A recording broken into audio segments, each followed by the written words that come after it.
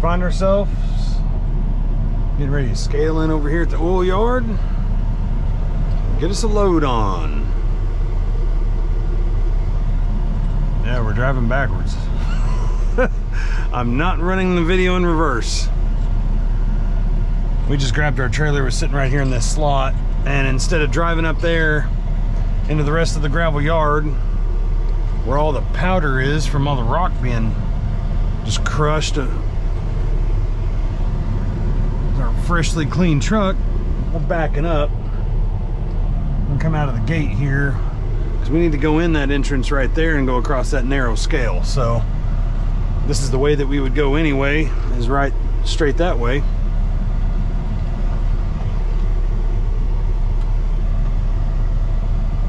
So instead of turning around up there and having my air dryer pop off and make dust go everywhere and all that, I'm just saying forget it.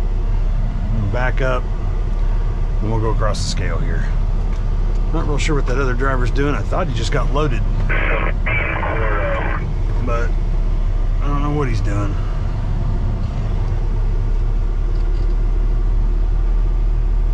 Oh, I think he moved racks for some reason. Maybe it's the product that he's taking over there. He might load part on one side and part on the other.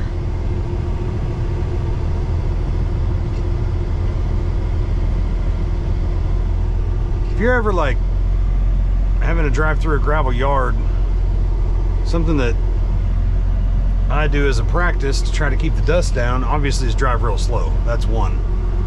But two, you know, if it's hot like it is right now, it's 90 degrees outside, I got the air conditioner running, normally your fan would come on and just dust everything out. Before you get to the gravel yard and you're driving down concrete, kick that fan on, let it cool the engine down really well, and it shouldn't need to come on whenever you're driving on the gravel. Again, if you keep it slow. And then whenever you're parked and you're sitting, kick that fan on. We'll get up here.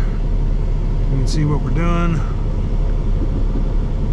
Super narrow scale. And at this point, you're just driving blind. I'm looking out the sides to see the yellow wall, but at that point, it'd already be too late if I was going to hit my wheel or my steps. It's one of those things you just have to get a feel for it. You have to know where the vehicle is at all times.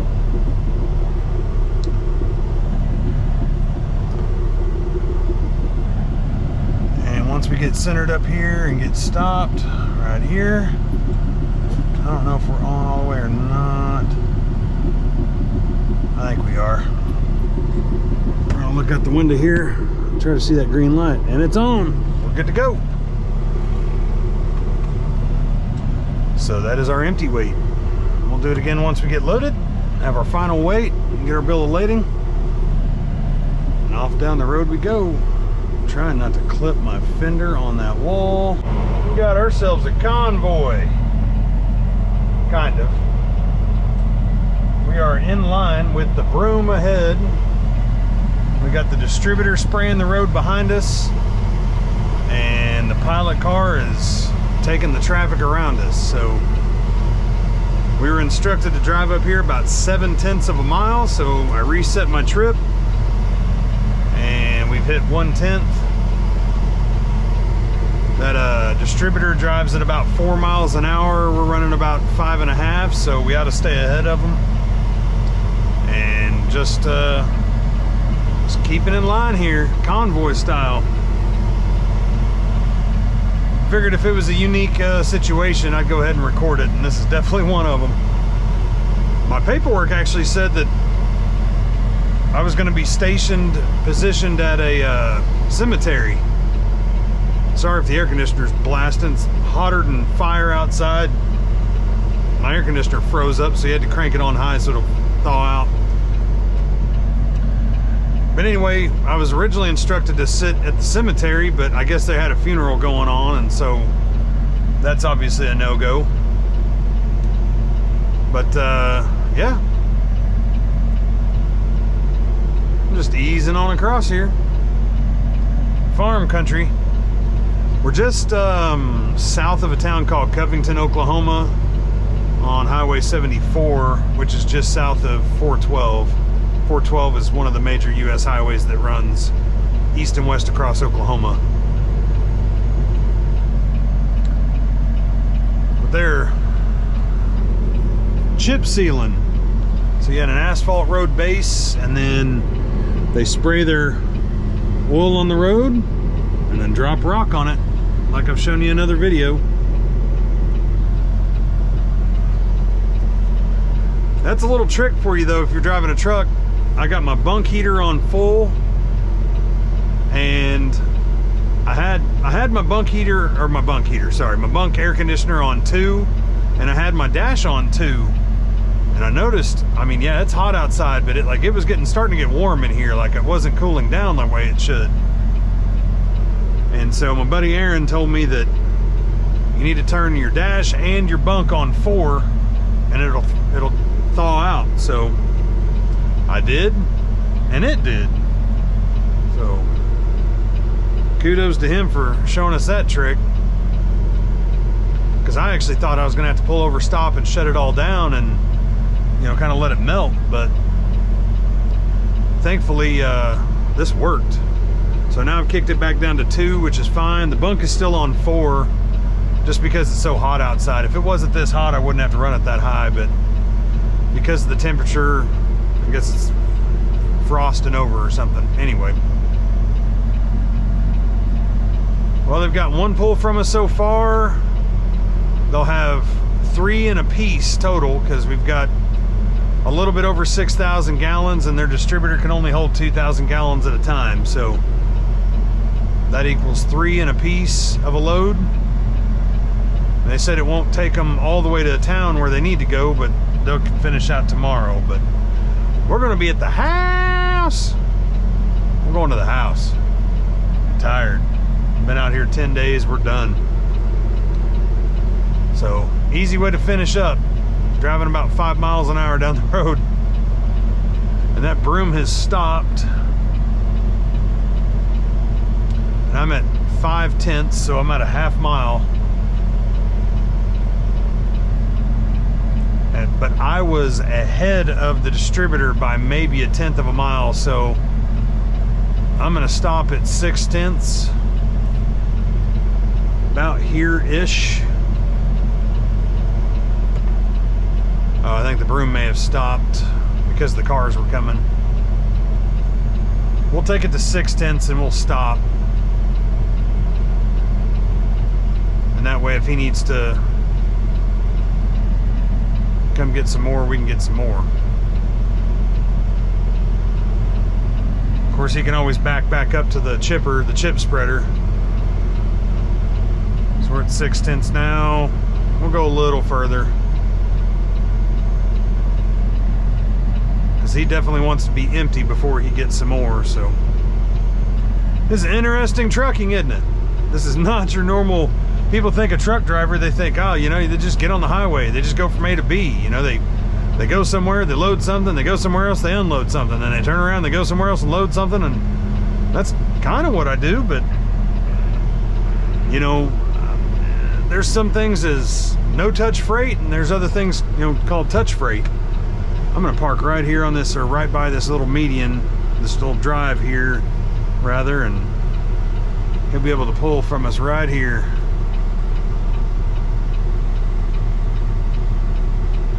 Let's see, he wants the back of his truck, pretty close to mine.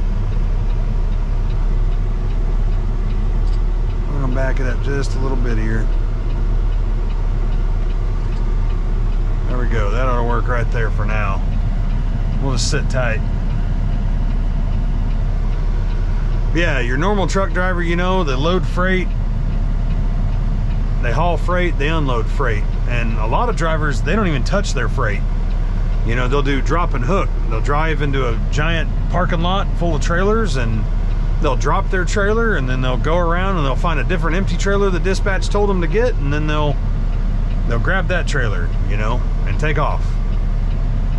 Some of them have what's called live load and live unload, which means, you bump a dock and somebody opens up your doors and well, you usually open your doors before you bump the dock, but you bump the dock and somebody unloads your stuff, and maybe they reload you, or maybe they're there to load you, you know, whatever, and you close your doors and take off. You know, so that's touch freight versus no touch freight. This is all touch freight in the sense that you got to manipulate something. You got to grab a hose. You got to use the, you know, open valves on a trailer. No, I'm not hand unloading pallets or hand loading a bunch of boxes. Those days are over for me. Worked too hard in my younger days doing that kind of stuff. So this is touch freight, but only on the sense of, you know, just manipulating something to load or unload. He's still spraying and I'm still at 6/10 and he's still getting to me, so I don't know. I might ease on up to the next drive, because I don't want him to have to stop for my benefit. And if he flashes his lights at me or something, then probably know he's done. He's going at about 4 miles an hour, so you do not want to impede their operation, because they have a flow rate, and so those nozzles are a certain size and the pump pushes at a certain rate, and they need to drive at a certain speed in order to get the right amount of product down onto the ground. So that's what we're doing.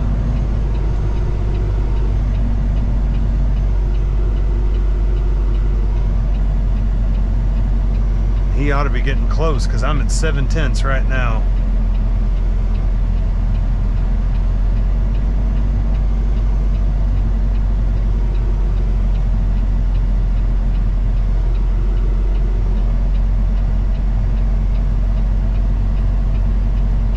When he pulls up to me, we'll oh, there he's empty. All right. Yeah, that's a mailbox, so I'm going to continue to pull up just a little bit. Right there's probably good. Might even have me back up to him. I don't know yet. We're going to sit tight and see here. Looks like he wants me to back up to him.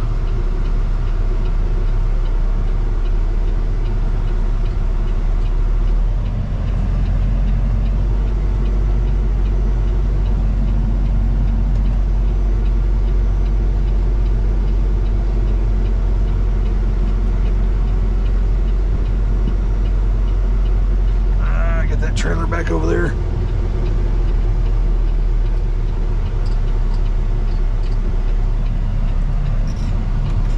I gotta get out of the road first.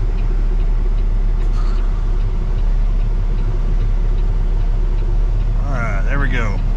We're a little cattywampus, but we'll fix that. Alright, let's go help them out, and we'll keep on moving. Well, well, well. We thought we were going home. Dispatch called and they are in a bind. So it's like, do you just tell them, no, I'm not working? Is it okay if they tell you, look, you're working? The answer is no to both of those. This is why this company is so great. Dispatch called me. Verbatim, his line was, I got a hard question to ask you.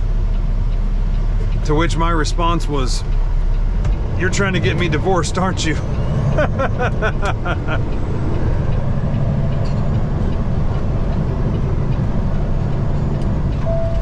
But we talked it out. I explained to him, I need to go home. I need to restart. It's been a little while. I need to spend some time with my family, you know. And he said, okay, sounds good. Call me on Thursday. Today's Tuesday. So you're just gonna give me 2 full days, you'll call me Thursday evening. Give me 2 full days and tonight at home. And that's what I asked for. No problem. And they're in a bind right now. They're short. I called my wife. We spoke about it for a minute. And I called dispatch back and said, okay, here's the deal. If you can keep me around the house, I'd be willing to work to help y'all out of the bind. But I want to be around the house, meaning I don't want to sleep in the truck. So if you got some short ones, that's how I can help you. And, you know, in return, my wife's birthday is on Sunday. I need that time off more than I need, you know, tomorrow off. So keep me around the house so I can go home the next couple of nights and then give me that day off. And, you know, does that work for you all? Because it works for me. They chatted for a minute and said, absolutely. That's what it's like when you work, not only for a great company, but whenever you have great dispatchers. Dispatchers that have been in the truck. That's honestly, that's probably one of the most important things, is having a dispatcher that's driven over the road if you're an over-the-road driver, or driven locally if you're a local driver, that's done your job, spent time in your seat. That really helps because they understand, they get it. They get the struggles, they get the challenges, they get all of those things. I'm gonna pop that fan on. We're about to this gravel yard like I was explaining earlier. Try to cool this engine down so we're not using that fan as much in that gravel yard, getting that dust everywhere. Anyway, I digress. That's why it's so important to have a great company that you work for and a great group of dispatchers. So I cannot say that enough. This company has the best culture that I've ever driven for. And they just, again, they just understand, they get it. So that's what's important. This might be that brand new truck, that black and orange truck. No, never mind, it's not. It's not. It's got a step on it, and the one that I saw the other day does not. So anyway, we're gonna get off in here and we're going to drop this trailer. We're gonna try to find the one that we have to load tomorrow, but we load it tomorrow, not tonight. It should not be preloaded. We need to show up and load it, so we're gonna try to locate that and get up underneath it. So let's try to scout this thing out here. Well, our trailer wasn't available, so we'll come over and grab it tomorrow morning. But until then, we're gonna back up in front of our trailer here and shut her down for the night. A lot less dust over here in this yard, so kind of moved over here for the time being until we can get some more gravel put in over there, or there's just less trucks. Gosh, we're so busy with this oil right now for asphalt that it's just a cluster, and all those trucks kicking up dust, us kicking up dust. It's just, can't keep a truck clean. So we rinsed this one off pretty good in the garden hose we had over there, and it actually works really well. And yeah, we'll shut it down and call it a day. Ease onto the house and see what tomorrow has in store. I know we got an oil load. I know we're going to Enid, Oklahoma. It's just the trailer that we are after is not on site right now. I assume somebody will be bringing it back from another load that they did today, and they will be dropping it, and we will grab it for tomorrow. So it's all good. We'll deal with that in the morning. I was kind of hoping to just go ahead and hook up to it, you know, and maybe even bring it over here and just be ready, you know, ready for tomorrow. But sorry, I know whenever I look up, it just shines you guys right up here, and I'm looking in the mirror and trying to see over the little spot mirror into what's going on in the big mirror, but we're not connecting right now. We're just kind of parking out front Oh, look, our fan kicked back on. That's because they're air conditioner, but it's 103. I'm not turning the air conditioner off right now.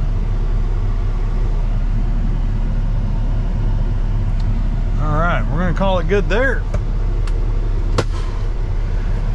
Well, thank you again for joining me today. We will definitely see what tomorrow holds. Don't forget to like, subscribe, comment down below.